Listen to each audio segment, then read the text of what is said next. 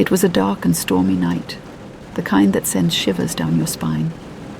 Rain pounded against the car windows as I drove, the wipers barely keeping up with the relentless downpour.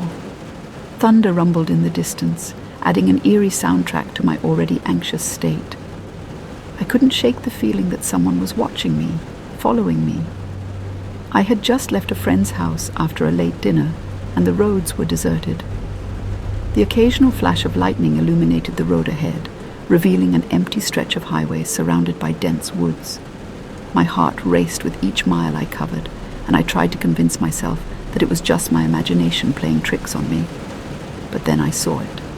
In the rearview mirror, a pair of glowing eyes appeared. My breath hitched, and I glanced back again, only to find nothing but darkness. "Get a grip," I muttered to myself, blaming the shadows and the storm for my paranoia. But those eyes reappeared, and this time they seemed closer.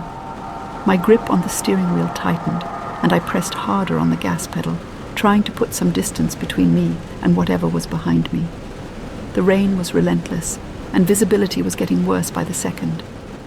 I considered pulling over to calm my nerves, but the thought of being stranded in the middle of nowhere with that ominous presence behind me was even more terrifying. So, I kept driving, hoping to find a gas station or some place with lights and people. With each passing minute, my unease intensified. The eyes in the mirror seemed to grow brighter, closer, more menacing. I could feel their malevolence penetrating my soul. There was no doubt now. Someone was following me. My mind raced, trying to think of possible explanations. Could it be a wild animal? Perhaps a deer or a wolf? But deep down, I knew it wasn't that simple. Animals don't have glowing eyes that appear and vanish like a phantom. I took a deep breath and decided to call 911. Maybe they could help. Maybe they could guide me to the nearest police station or just offer some reassurance. My trembling fingers dialed the emergency number, and I pressed the phone to my ear, hoping for a calm and reassuring voice on the other end. 911, what's your emergency? My words stumbled as I tried to explain my situation, my fear palpable in my voice. I think someone's following me. I've been driving for miles and I can't shake them off. Their eyes, they're glowing in the darkness. The dispatcher's voice remained steady and calm. I understand how frightening this must be for you. Can you tell me your location? We'll send an officer to check it out. I tried to provide the best description of my surroundings, but it was hard to focus on anything other than those haunting eyes in the rearview mirror. The dispatcher assured me that help was on the way, and I tried to steady my breathing as I continued driving. Minutes felt like hours as I awaited the arrival of the police. Every creak of the car, every distant sound of thunder seemed to echo with ominous intent. I checked the rearview mirror again, but this time the eyes were nowhere to be seen. A sick feeling settled in my stomach.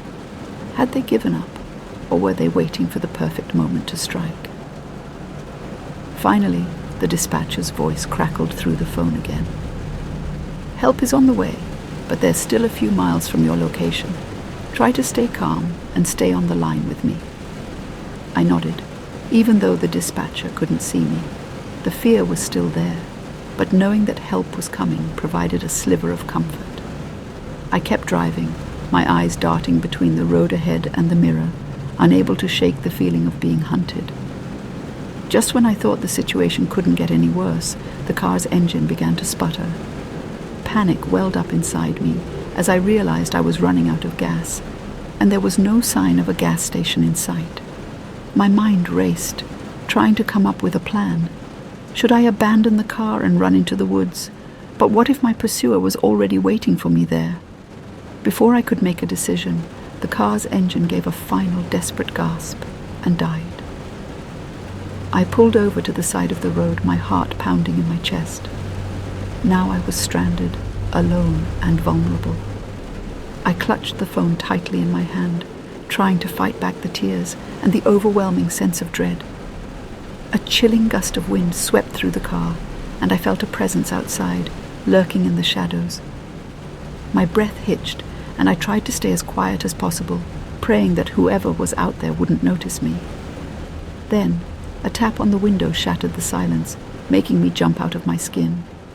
Slowly, I turned my head, half expecting to see those glowing eyes staring back at me. But to my surprise, it was a police officer, his flashlight illuminating his concerned face. "Are you all right, ma'am?" he asked, his voice soothing in comparison to the storm raging outside. I think someone was following me," I stammered, relief flooding through me at the sight of the officer. "We received your call," he said, glancing around the darkness. "There's no one else here now. You're safe." His words were reassuring, but the fear was still fresh in my mind. What if my pursuer had slipped away into the night, waiting for another chance to strike? I couldn't shake the feeling that this wasn't over. The officer called for a tow truck and stayed with me until it arrived. He offered to follow me to a nearby gas station, and I gratefully accepted. The car was eventually fixed, and I made it home without any further incidents.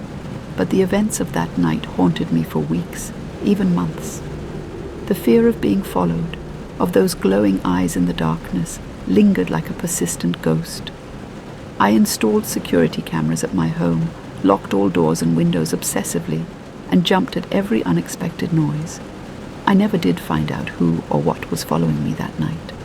It remains an unsettling mystery, a nightmarish memory that still sends shivers down my spine whenever I recall it.